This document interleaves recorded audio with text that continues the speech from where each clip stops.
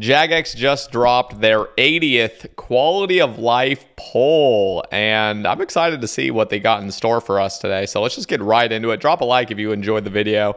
And yeah, poll 80, wilderness, tombs of a mascot, and more. And in the background, I'm just going to be chopping some logs, or not chopping logs, cutting logs. All right, it's time for our 80th quality of life poll, and we've got a fantastic array of options to celebrate this massive milestone. This poll's theme is Tombs of a Mascot and wilderness content. Hold on to your water skins and rev up the magic carpet. It's time for a trip to the Caribbean desert. Tombs of, oh my god, my favorite room. All right, our latest raid is almost a year old and has seen over 26 million completions so far. Be honest, how many of you are still running dry on Tumakin Shadow? I'm surprised it didn't say running dry on a Tumakin Shadow, you know.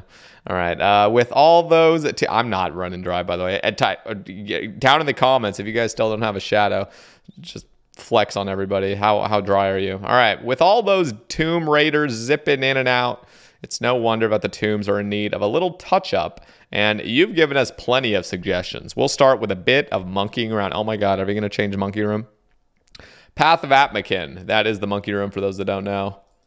The infamous monkey room. The one thing standing between you and a showdown with the blood-curdling Baba.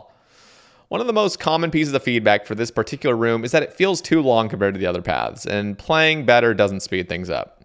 Here are the core issues. There's a maximum number of monkeys that can be spawned in at once, which will prevent the next wave from spawning if it is reached.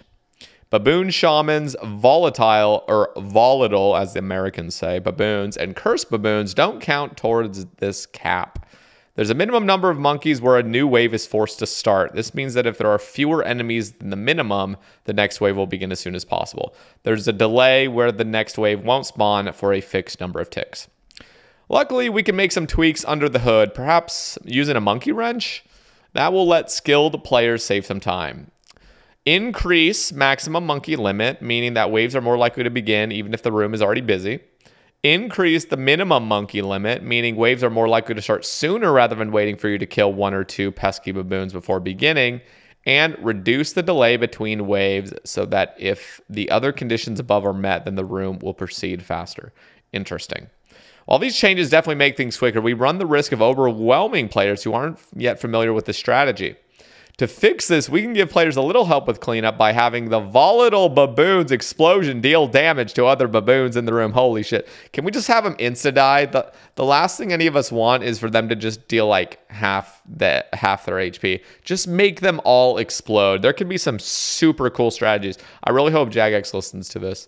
Make it so if the volatile baboons explode, all of them in that little 3x3 area, like in a 1-tile radius around, get fucked up permanently. Like they're dead. They're dead. Just make them die. The last thing we want is like, oh, 10 damage. They did 10. Like nobody cares about that.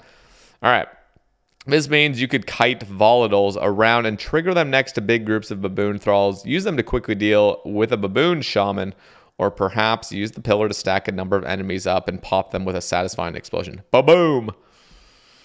It's important for us to strike the right balance here, so please let us know what you think. My thoughts are let the volatile baboons guarantee KO all monkeys. That's my personal take. Let me know if you guys disagree with me and why, because I think it's just going to be really... You have something really good here. The fact that you can even code the volatiles to kill other NPCs, make it please just actually KO them. That's what we need. That's what we need right now. And you know what? If that's too OP, make it so if you get hit by a volatile, it deals like an 80 rather than like a 40, whatever it does. You know, so higher risk, higher reward, you know. All right. So yeah, that's the first question. Let's move on to the other side of tombs now. From the Path of Atmakin to the Guardian of Het. Akka's in rage phase, otherwise known as... No, we can't say that. Oh my god, they were about to... What? Jagex, come on, man. Woo! That was dirty. All right, was a hot topic early on in Tombs of a Mascot's life cycle. Who wrote this, by the way? These days, it feels like most players have gotten to grips with chasing Akka around the room while navigating on an onslaught of damaging orbs. Okay. If you know, you know. We all know. Come on. All right. Though we'd still like to make one last quality of life improvement. Right, it's come phase. All right. Right now, I need help. We'll teleport to a new location after a fixed number of hit splats. I just needed to let everyone know. Determined by... Jesus Christ, just fucking read this thing. Determined by how many players are in the room. This leaves you to do a whole lot of running even if you're not actually damaging the boss. We want to change this so that Akka only teleports after a set number of damaging hit splats, which would save you some cardio after hitting nothing but zeros. We think the solution keeps things challenging while providing more consistency during the fight. What do you guys reckon? Okay. I mean, I guess that kind of helps, barely. Yeah, I don't know, because if they were to... I have my own personal take on this, like what I would like to see change, but obviously people are going to get butthurt if you make this room easier, so I guess just don't. What I honestly propose is, like, come phase should be only north, south, and east and west directions, and then there's an invocation that can make them go diagonal. That's my personal take. Because it would be cool is if, like, it would be cool if, like, literally you could just turn off, like, just not have that thing on, and you could do really, really high skilled, you know, invocation raids and still just have a really nice time in come phase. But if you're feeling like you really want the challenge, you can have the diagonals going. That's my personal take. I mean, literally...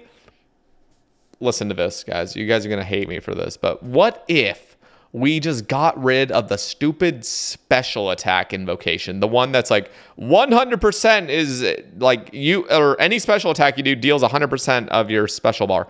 That is the dumbest, most stupid, boring invocation of all time. It's actually, it's second worst. The worst is the chip damage one. That one's just fucking tedious for no reason.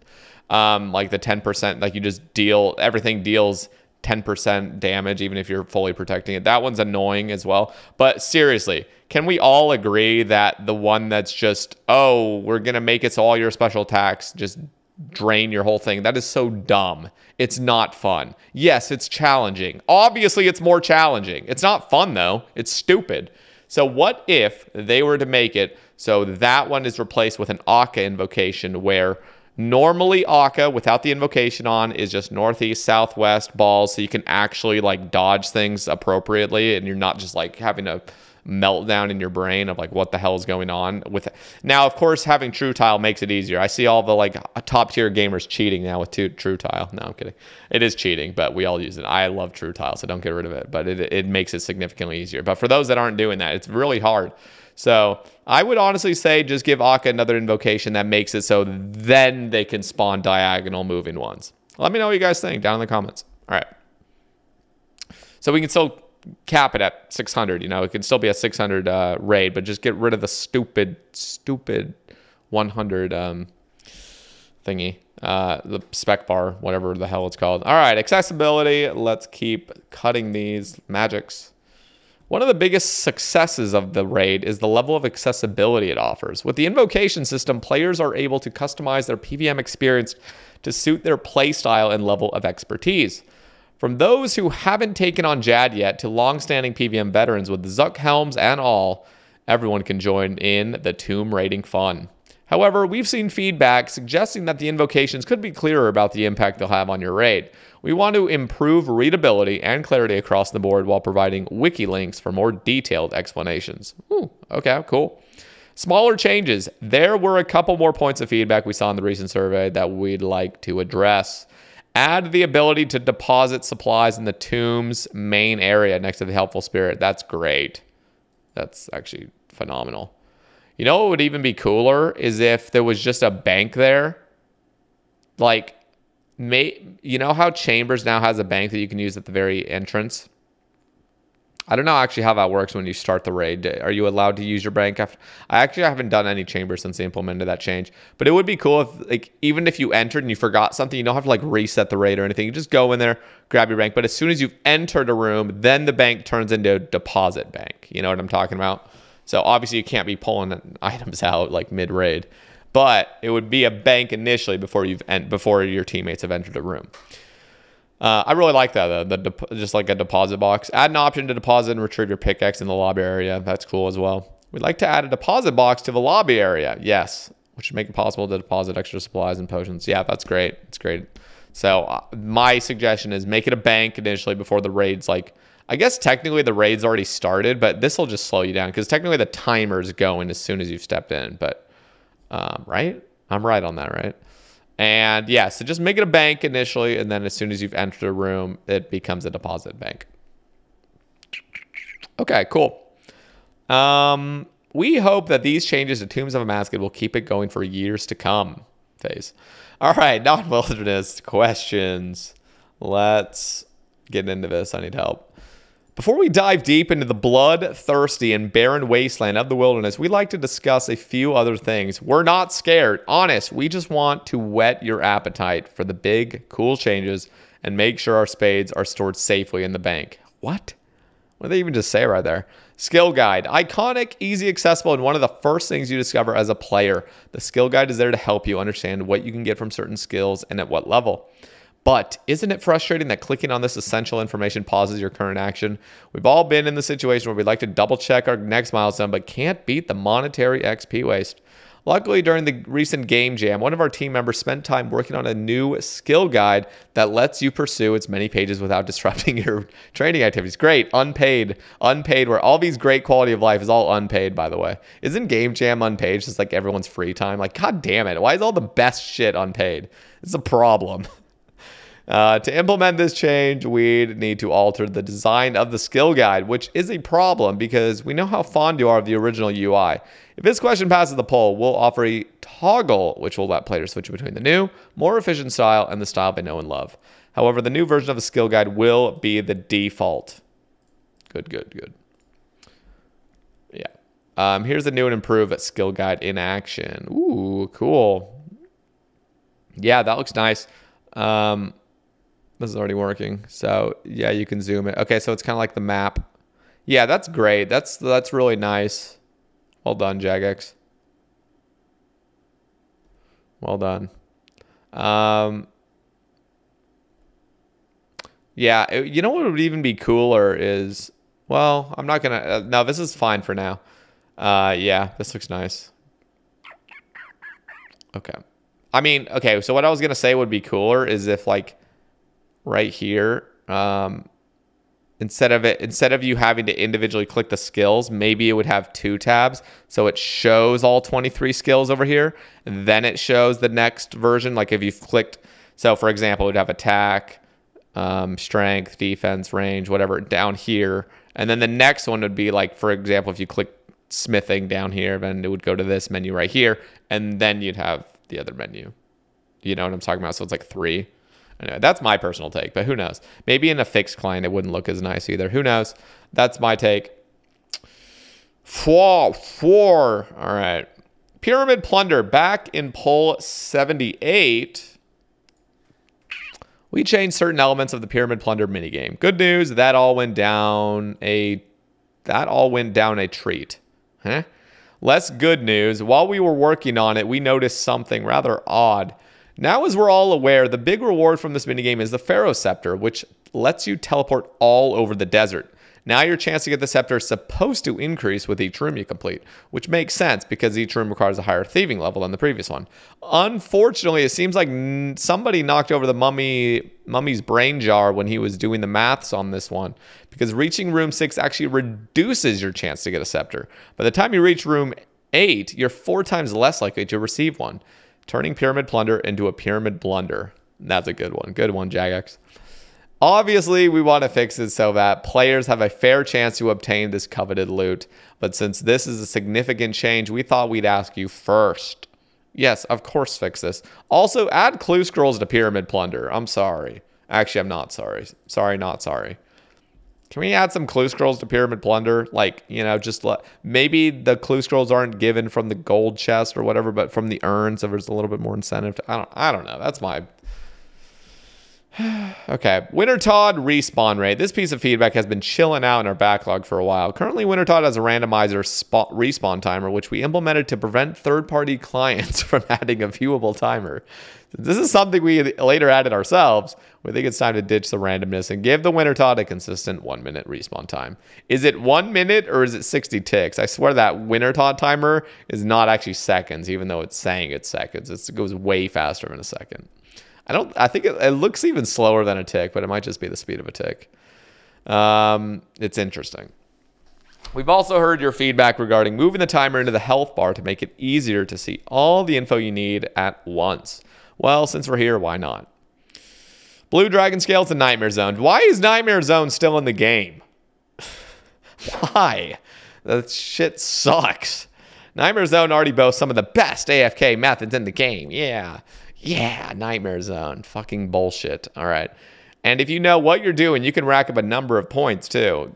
Oh my God. Why are we still talking about this piece of shit update?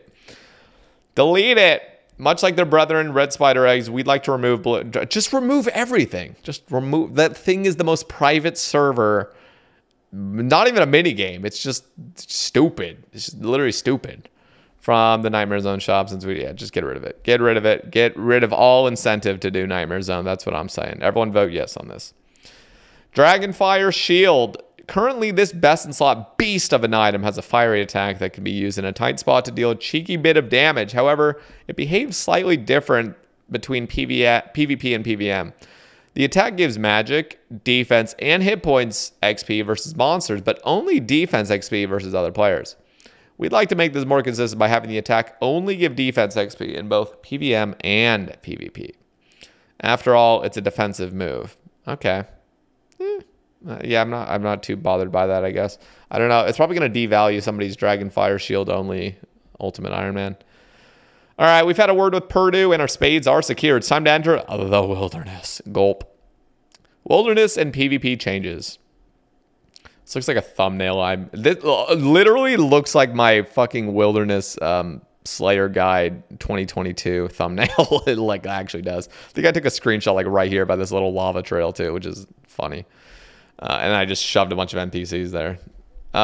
This chunk of questions obviously takes a lot of inspiration from your feedback, but it also draws on some of the smaller parts from recent game jam projects. Callisto. It's time to take a closer look at the Big Bear and the not-so-blue house. In the past, Callisto was made immune to magic because people kept safe spotting him. Just straight up, like that's the reason, guys. He's immune because people are safe spotting him. You just can't have that. Safe spotting is literally like the greatest thing in this game, by the way. Can I get an amen down in the comments? Safe spotting is literally what, when they like tried to like artificially just get rid of like shaman safe spotting, I saw Ginger Beardy literally safe spotting shamans. There's always going to be a way. I hate it when they like get rid of that shit that like people discover and you just say so. Imagine they got rid of like safe spot wyverns back in the day. Just to do it. Like, that's not how you're supposed to kill them, guys. Like, who cares? It's fun. I love safe spotting. I fucking love that shit. All right. But since we've designed this layer, we no longer think this immunity is a bare necessity. Bare necessities. I literally haven't even had caffeine today. I don't know why I'm so hyper. We'd like to remove magic immunity from both our... I'm fucking singing. Bare necessities. You guys remember that song? I sang that in like elementary school. We'd like to remove magic... Holy shit. That was a good song. Magic immunity from both Callisto and RDO while augmenting... Whoever writes these, like, you're actually doing a great job. I'm having a great time reading these. Great job, Jagex. We also know chip damage. I didn't even read that second one, did I? We'd like to remove magic immunity from both Callisto and RDO while augmenting their magic defense to compensate. We also know chip damage has been a hot topic lately, and we'd like to reduce the percentage of chip damage taken when facing these gruesome grizzlies.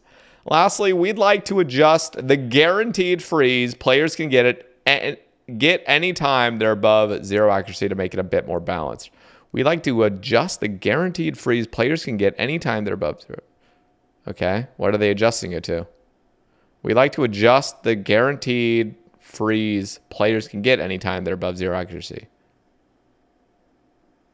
What are they adjusting? Are they just saying that if you're above 0 accuracy? I'm confused. Whatever. Okay, that's cool. Ooh, somebody in the chat said something nice to me. Is he even here anymore? No. Rip. Okay. Yeah.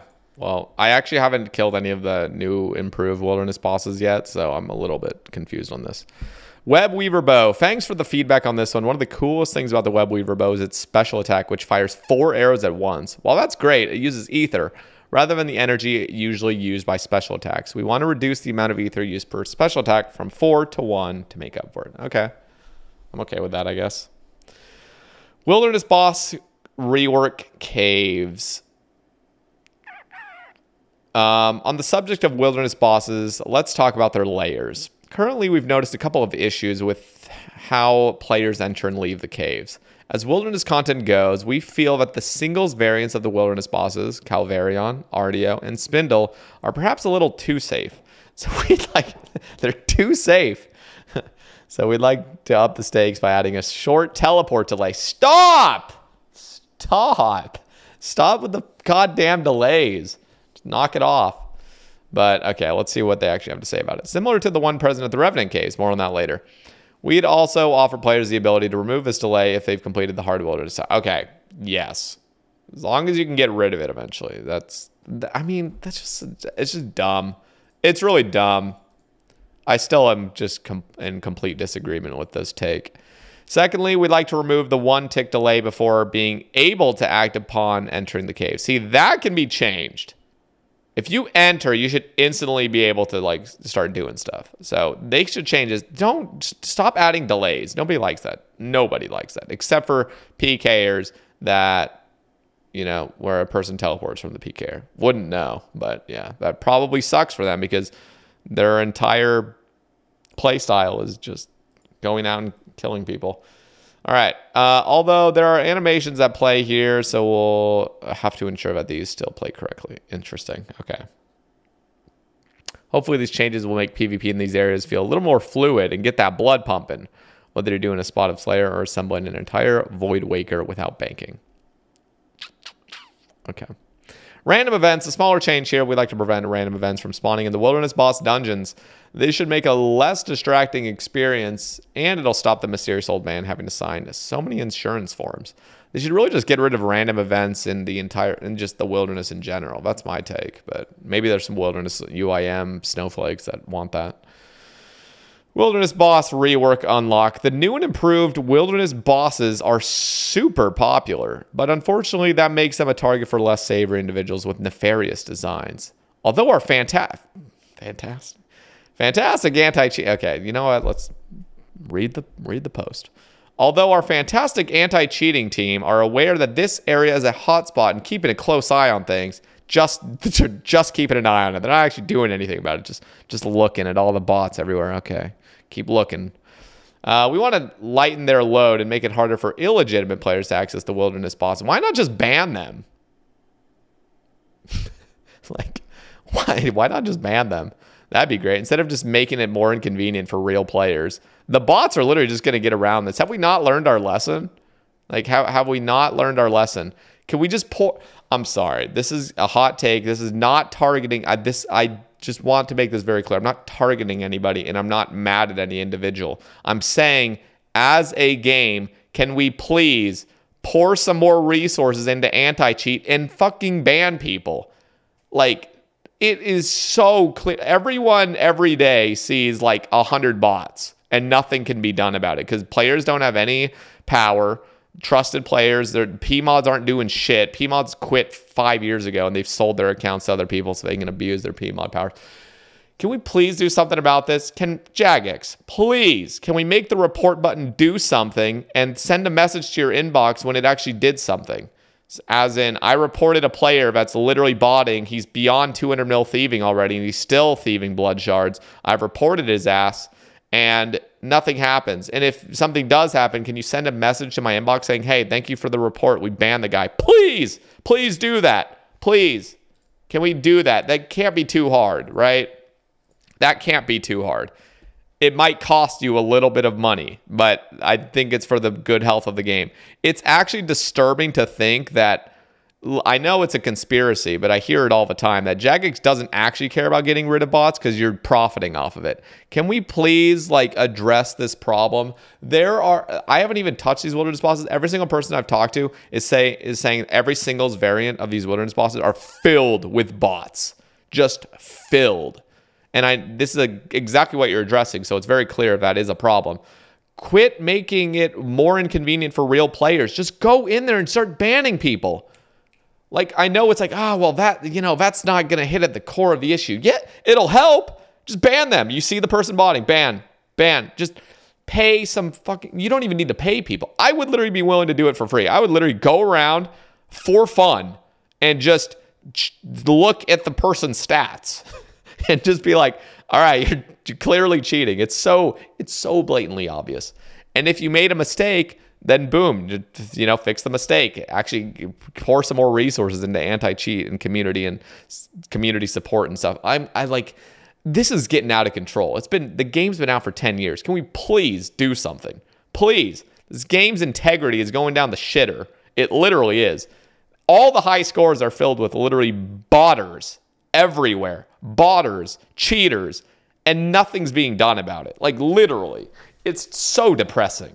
It's actually the most depressing thing about this game. It's made me so depressed. Please pour some more resources. I literally just jack up the price of membership to $15 at this point. Everyone's going to keep paying for it, but with the money, make so you are banning all bots. Just, oh my God, like, I'm getting a headache. I'm so pissed off with the botting situation. I'm so fed up with it. It's just everywhere and nothing's being done about it. And the only thing that we ever hear from Jagex, I'm sorry, I love you guys, but it's actually pathetic. There's like, we're working on it. We're working on it. No, you're not. It's been 10 years. All right. That's my little ramble. I love you guys, but fuck. We do something about this. We understand that this approach won't be everyone's cup of tea and ain't my cup of tea, but hope you'll see benefit of keeping more bots out of your bot. Oh my God. I got to move past this. Holy shit, I'm getting pissed off. Just ban them. Revenant Caves Teleport. Another teleport change. In line with what we've promised above the Wilderness Boss Caves, we'd like to offer players who've completed the Wilderness Hard Diary the ability to remove the teleport delay of the Revenant. Yeah, it's all stupid. Delays on stuff. Stupid. That's my take. I'm going to be fully honest. No, I'm not. I'm going to be unapologetic about a lot of this. I think it's stupid. My take, though, might pass. Who knows? Let me know down in the comments if I'm just literally rambling and I'm an idiot. You guys can let me know. Two of the spells that stick out the most from the Arceus spellbook are Mark of Darkness and Greater Corruption. Currently using them against other players doesn't feel great, so we'd like to breathe a little more life into them, with a couple of buffs. First, we want to give both Lesser and Greater Corruption 50% accuracy instead of 33% and 66% respectively. But wait, isn't that less accurate than the current accuracy bonus on Greater Corruption? Hold your horses. To compensate, we're doubling the prayer drain effect on the spell. Scary stuff. Additionally, we'd like to tweak Mark of Darkness to work a little more like the charge spell, where it will take effect on you, the caster, rather than your target. That means you'd use Mark of Darkness to supercharge your next corruption spell cast, rather than endlessly splashing your Mark of Darkness. Mage Arena. Back up north, we know that PvPers are still diehard fans of the original Mage Arena capes. These flashy bits of fabric are as iconic as they are useful, but actually getting them can be a little tedious. So we thought we'd make things easier by adding a Make X option. Okay, that's fine. Once you've completed the initial quest. Although this doesn't mean you can make up for the number of capes you can hold in your inventory at the time. Okay.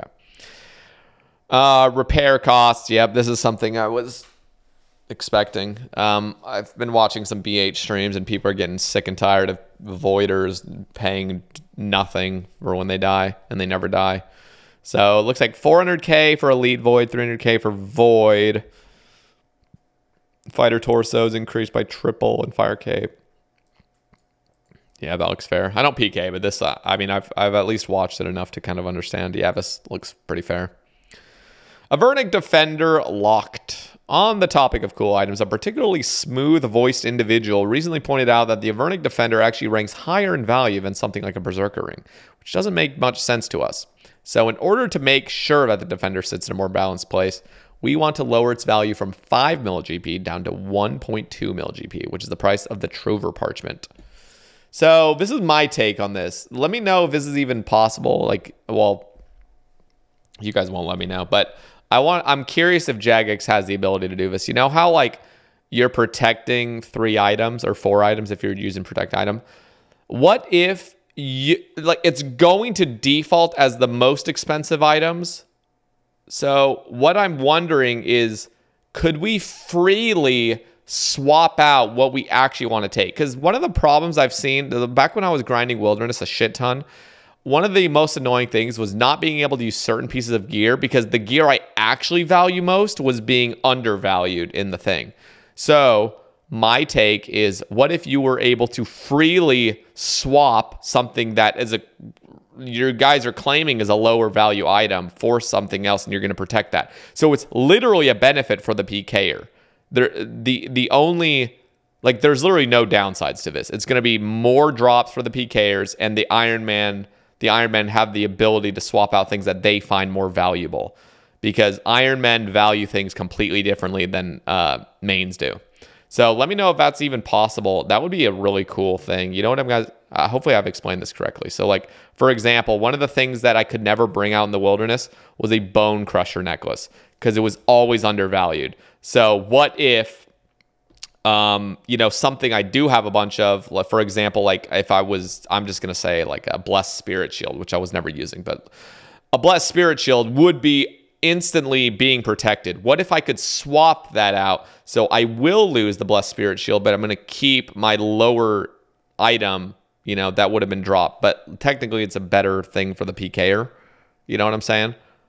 Like, you're literally going to make more money by doing that swap. But I have so many Blessed Spirit Shields that I personally don't care about them. So even though they're valued at a higher cost, I care more about the Bone Crusher necklace. So I think that would be a fantastic change. And in that way, you never need to make arbitrary changes like this ever again, because whatever's valued higher, you can just swap it out. So if mains care about their Avernic Defender, you know, you can just swap it out. That's my take on it. Now, of course, that would take a lot of engine work, because like whenever you pick up a new item, it would probably like auto default back, or something funky would be happening. But, you know, maybe you could order it like, guarantee keep this, you know, like guarantee no matter what I pick up, guarantee keep this, because then things won't change. I don't know. Some sort of engine work to fix that. That would be amazing. My take on it. All right, lava dragons. They're bubbly, they're ferocious, and they're super hot. Let's talk lava dragons. With the introduction of Ensouled Dragon Heads, we've become aware that lava dragons don't have that drop. Obviously, they do have heads, so instead of replacing any current loot, we'd like to add this as an extra drop on their table. Yeah, that's fine. Our next question is a bit more impactful. Currently, the Lava Dragon's model contains textures from before the creation of Old School, which gives them a somewhat messy look. Whoa! I fucking love this look. We'd like to make the Lava Dragons look a little fiercer despite their safe spot. They're supposed to be terrifying monsters. Here's how our proposal stacks up against their current model. Oh, God. Okay. This actually looks fine. It looks kind of Toontowny, but that's simply just because pretty much everything that is new, I think, looks Toontowny, to be quite honest. They're actually keeping pretty good to the thematics of Old School with this, I gotta say. I think the feet are a little bit out of place, but at least it kind of makes sense. Like, personally, I would just change I'd make it so, like, the toenails are orange. You know what I'm saying? The toenails are orange and the feet are black. That's my personal take. I think it's weird that the brightest thing are the things that you're just walking on ash. You know what I'm saying? So if they were to change that, I'd probably be a little bit more okay with it. I'll be honest, I'll really miss this. I actually really... I was a little bit butthurt when they changed Mithril Dragons. Mithril Dragons used to look so sick. So sick. They looked so shiny and awesome. And then Rune and Addy Dragons came out. They're like, okay, now we got to like make them look shittier. So obviously they make them look more mithril, but I was pretty irritated with that update. Now, of course, this is one of the problems. So this is a really old school texture in my opinion. Old school as in not like old school RuneScape, but like just classic, you know, like this classic texture. They got rid of this from the Smoke Battle Staff. Is that what I'm thinking of? The Smoke Battle Staff. It used to have like this little lava sphere thing that would glow. They got rid of that, and I was really bothered by that. So I'm getting like PTSD from them trying to change this. So my personal take is don't change it, but if they were to, which I honestly think most people will just vote yes to it because they don't have a nostalgia to lava dragons, then please just fix the feet. This looks really strange. Make the feet black, make the toenails orange. Like that would be better, I think. I'm not an artist, but it just looks a little weird. Looks like they're wearing like orange boots. Rogue's Chest. Much like the muddy chest we'll talk about later in this poll blog, the Rogue's Chest is in a multi-combat area deep in level 54 wilderness and requires a high theming level to open, with an average loot of around 1.6k. That's so bad. Makes it around 330k GP per hour. We think this could be a little higher, especially when you consider the methods at similar levels give better rewards without any of the risk. We want to increase the GP and XP per hour first and foremost, and as an extra bonus, we'll also consider adding a little semi-rare something to the loot table. With your approval, we could revitalize this underloved area of the wilderness. Yes, fix that and also make it so the Ring of Wealth works, please, Jagex. Make it so the Ring of Wealth increases the drop rate of hard clues by double. So right now they're 1 in 99 with the CAs. I think it's like 1 in 94 or something like that. Make it so it's 1 in 47 or whatever the hell that makes it. That would be really nice, and that would be a cool little way to get it. Also, I'll be honest, these chests, the Rogue's Chest, these are the ones in the Rogue's Castle for those that are unaware. Make it so there isn't like this weird delay. Like I feel like if you have a lockpick or something, or even better yet, make it so a strange old lockpick works. Oh, that would be amazing. Just make it so like it's more speedy, I guess, and maybe even add more chests personally. That's my take on it. I think it would be cool if this is like a hot area and there were more chests around the castle. There's only 3, as far as I'm aware, that actually like loot the good rolls. So I'd be curious. But one thing that definitely needs to be improved is the hard clue rate. And that hard clue rate, by the way, will make it best in slot for gathering hards on an Iron Man. But this is kind of going contradictory to this is like a contradiction to what I've said in previous Sebe casts. I'm talking about I never want clue scrolls to be like good. Like I never want the efficient way to gather clue scrolls to be out in the wilderness. But like the thing is there's jellies that dominate the meta for Iron Men. And then the second best thing is green dragons out in the wilderness. So this would make it so you can get, I think it's around like 7 hard clues an hour if you were to double the drop rate of hard clues, which would make it slightly better than jellies. But jellies already have a lot of advantages. Outside the wilderness, 1, you get totems, you're getting loot, like you're getting a bunch of magic XP. And this is like, well, this used to be really piss poor XP per hour. I think doing efficient rogue chest was only like 25k thieving XP an hour, which is just horrible. So I would love to see this get revitalized fully. I think that'd be great. Plus, this is a really nice way to get clue scrolls because if you were to die, like if you get PK'd, you can just have a clue box and you can save your clue. And then the PKer gets the loot and the person, the player that was just there for clue scrolls isn't entirely butthurt because all they were really there for is a clue scroll and they're just losing a little bit of loot, So I think that'd be a great idea. Jagex, you should consider that. And it makes sense because the Ring of Wealth should work out in the wilderness, works with everything else. Looting bag, it even works with skilling. Like, come on. This is literally a skilling activity. Looting bag is an essential item for anyone who plans to tackle the wilderness, but it has a small issue that's come up time and time again in your feedback. Sometimes you don't want certain items to go into your looting bag, and you have to constantly close and open it to make sure you have what you need to hand. We want to add a toggle feature that will let players stop blighted food and potions from being stuffed into the looting bag. Okay. That's cool. I'm assuming you could still manually put it in. It just won't auto go in. Laren's chest ladder. As we've recently made Laren's keys tradable, we've seen more activity crop up around Ye Olde pirate ship west of the pirates' hideout. We've also seen players commenting that the ladders of the ship make it difficult to chase targets. If they get a freeze off, they can leave you stuck upstairs while they make their escape. While many popular ladders, there's a phrase you don't hear every day. While many popular ladders, exist in multi-combat. It's true, I don't hear that every day, but what's the significance?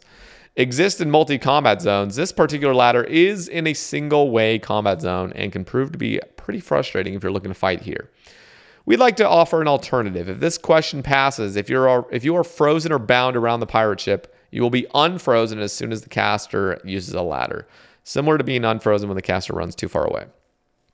It should make battles in this area more interesting, and hopefully it'll increase activity too. Yeah, that's fine. I'm okay with that. Cannons in PvP worlds. Currently, Dwarven multi-cannons cannot be placed in PvP worlds. This is actually a bit weird because Dwarven multi-cannons can't actually damage other players. We'd like to enable them again so that players can kill monsters in between bouts of PvP. Of course, if this question passes, we'll ensure that cannons can't be used in the same areas as looting bags. PvP worlds and immunity. For our penultimate question, we'd like to give players a bit of breathing room between kills on PvP worlds. This change would introduce an immunity timer that lasts 25 ticks, 15 seconds, and prevents the player from being attacked during that time. Note that if the immune player gets into combat with something else, they'll lose their immunity. Okay. Near miss, VLS and PvP worlds. For our final question, we've got a near miss. This question was their obsession with VLS. This question was previously run as a restricted poll, which led 74.6% of you to vote yes to Vessa's longsword in PvP worlds. Since it was so close, we want to give you another chance. Yeah, this doesn't really pertain to me, so I'm fine with it. If this question passes, players will be able to use Vessa's longsword in PvP worlds against other players. They will not be able to use it outside of PvP worlds. Cool. Unpolled changes. That's all for the poll changes, but as usual, we like to include some quality of life improvements that we feel don't need a poll. With the success of the Wilderness Boss rework, we like to revitalize some of the less well-known Wilderness bosses by boosting their loot tables. Please note that the figures listed here are all subject to balance testing and may look different on launch. Scorpia. You know what? They're not even going to mention this, I'm pretty sure, but can you make it so the Scorpia little minions just get guaranteed frozen? It's really annoying when you splash on them like twice. Like that should be a thing. You should be able to guarantee freeze those things. This boss is some of the riskiest content in the wilderness. You're not just fighting this mean mama, you're also fighting her kids, and whichever passing PKers decide to get into the action. This would be pretty cool if Scorpia's horrible loot table didn't mean you actually lose money by fighting her. We'd like to increase Scorpia's average loot to around 2 million GP per hour. That's fair. Up from a measly 11k GP per kill. Per hour and per kill. Interesting. Chaos Element. I don't even know how many kills you get per hour there. Like what? Like 70 or something? If you're solo? Maybe. Chaos Elemental. This creature of pure chaos and parent to the cutest pet around is an iconic old school boss, but besting it in battle is likely to leave you out of cash. To make it a bit more lucrative, we'd like to remove some of its weaker drops like bat bones and weapon poison. Thank God, yes. Wilderness Boss rework multi-trio. Okay, we know we said the Wilderness Boss rework was very popular, and it was, but we still think this fearsome trio aren't meeting the values we were aiming for. To rectify this, we'd like to increase the loot available for groups at the... Okay, if it's just multi-combat, that's fair. One of the simplest ways to boost profitability here is to increase the minimum loot quantity from 15% to 25%. This would make it effective to tackle these bosses in teams of 5 instead of 7. Currently, teams of 7 barely see a boost in drops. Okay, that's fair. We also want to include some specific changes for each boss. Callisto, increase rune two-handed sword drops from 1 to 3 and remove existing minimum quantities of... Okay. Venenatus, remove existing minimum quantities of rune darts and rune knives. Vedion, remove existing minimum quantities of blah, blah, blah. Okay. Interesting. Okay. I'm fine with that, I guess. In the above cases, removing minimum quantities means giving these drops a static quantity instead. For example, if you could currently receive 15 to 50 blighted anglerfish, removing the minimum quantity would result in you always getting 50. Oh, Jesus Christ. Okay. Yeah, I mean, whatever. This game, yeah, whatever. I'm not going to go into another tangent. We also want to add the following available items to the loot table of all three. Okay. Ooh, wilderness crabs teleport. I love these. These are amazing for clues. Spindle. The singles variant of Venenatus always attacks on a 4-tick cycle. However, when moving to a spot that's 1 tick away, it will attack again instantly, which makes the fight inconsistent. We want to fix this issue and compensate players by giving them adequate resupply drops after each kill. However, this will take some balancing to ensure players aren't able to stay at Spindle indefinitely. Watch this space. Muddy chests. Like the rogue chests we spoke about above, we think they agree that the loot from muddy chests just isn't worth the hassle. We'd like to review the loot. Ooh, yes. We'd like to review the loot table to include wilderness-specific items like blighted supplies and Laren's keys. All this is subject to balancing, of course. That would be awesome. Fix the muddy chest. I'm glad they're addressing the muddy chests and the rogue chests. Wilderness Diary. There are some great rewards from the Wilderness Diary, but one of the more underwhelming ones is the miserable 50 runes you get from the final tier. It's pretty bad. Considering that this tier requires multiple high-level skills and risking life and limb in the most dangerous part of the map, we reckon it should be a bit more rewarding. Our plan is to bump the number of runes up to 200 and give players a chance to get all kinds of runes. A much better reward for the toughest... Wait, what? What do you mean a chance to get all kinds of runes?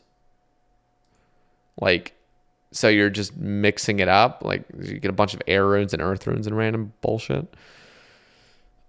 They're talking about the daily one, right? Like, they're where you claim your 50 free runes a day. Bump this up to like 300. And then you could still make it random. So, you know, you could still get 300 air runes, but you could get like 300 blood runes or something. I mean, I would... yeah, you don't want to go too crazy with dailies. That's true. Maybe 200 is fair. Maybe if it was like 200 and it's guaranteed catalytic. So there is a reason to go out there. You could still get mind runes or body runes, but you're not going to get elemental runes. You know what I'm saying? So there's a much higher chance of getting like deaths or bloods or natures or something. I mean, I would still be okay with 300. I mean, it's literally the time it takes to get out there is like one run of doing like a lap. You can craft 200 plus death runes every lap at 99 if you're just doing abyss rune crafting. Okay. Blighted magic sacks. Blighted sacks have been a great way to give play. I am against dailies though, so I'll just put that out there. But I would be okay with that. It's the reason it's okay is because like they're when I think of like clue hunting, like there are some times where you'll have a clue step out there in like 50 plus wilderness and you'll go to the mage bank. It's always nice just getting a few free runes. It's kind of fun. All right, blighted sacks have been a great way to give players some utility without having them cart around big piles of runes, but we think they could be even better. Firstly, we like to ensure that the wave and surge sacks give players access to all the relevant wave and surge spells. Next, we'd like to convert bind and snare sacks into entangle sacks, which will let players cast all 3 binding spells. You'll still need the appropriate magic level to cast each spell, but this change means you can cast all your favorites with just 1 item. Revenant Cave's shortcut. Although the shortcut in this area gives players another way to escape the clutches of PKers, it doesn't make sense that you could still jump it while encased in ice or tangled by magic. We'd like to experiment with making it so players who are currently frozen or bound cannot use the shortcut until the 3-tick thaw window towards... Oh, God, that's stupid. That's stupid. Stupid. My opinion, though, of course. Let me know. You'd still use the shortcut, but you'll have to wiggle free first. Yeah, that's... No, I don't like that. Scrying pool. A few years ago, we disabled the scrying pool as it was being used for nefarious purposes. However, with a couple of engine updates, we've been able to mitigate this issue, and we're pleased to announce that the scrying pool will soon be making a triumphant return. Cool.